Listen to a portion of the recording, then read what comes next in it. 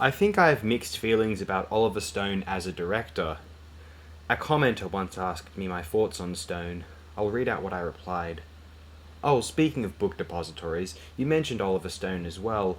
JFK, I think, works as a thriller, though accusations of creative licensing with history have much merit, obviously.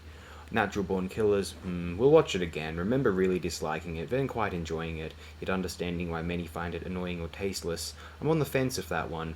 His first two features, Seizure and The Hand, could have been directed by any B-movie director, likely as not, so he didn't ruin them as such, and Salvador was already ruined by Jim Belushi's presence, so...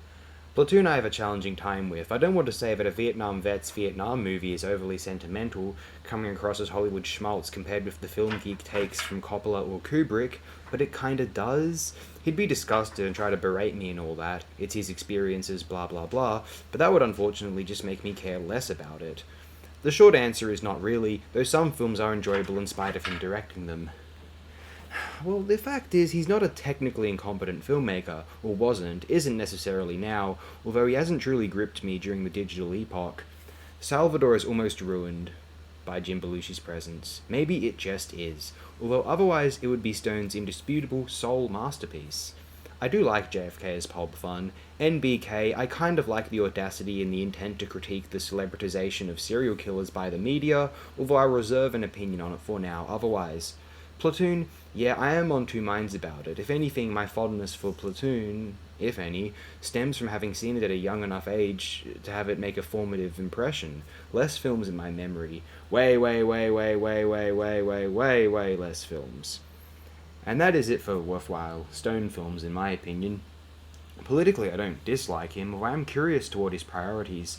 The glamorization of Putin hasn't aged well. Portraying someone as an aesthetic distillation of history is effective glamorization.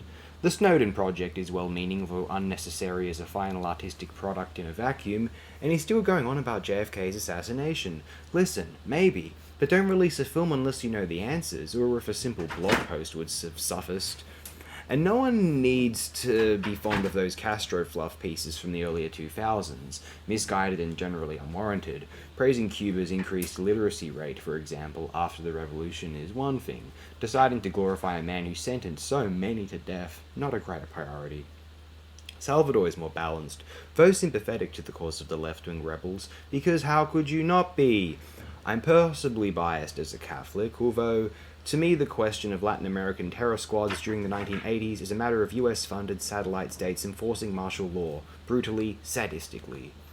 Any prospective ideological mismanagement or ineptitude, or occasional brutality, if any, from socialist states in Latin America from the 1980s onward was nothing in comparison to the savagery and barbarism of the US-sponsored terror regimes.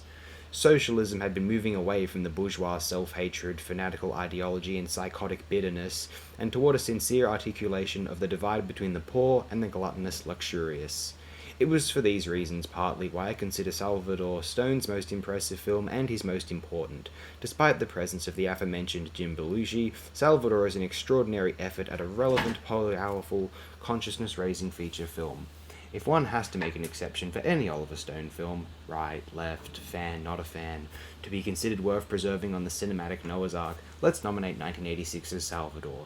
And let's see if AI cannot edit out Jim Belushi or replace him, do something. It really injures the overall experience, frankly.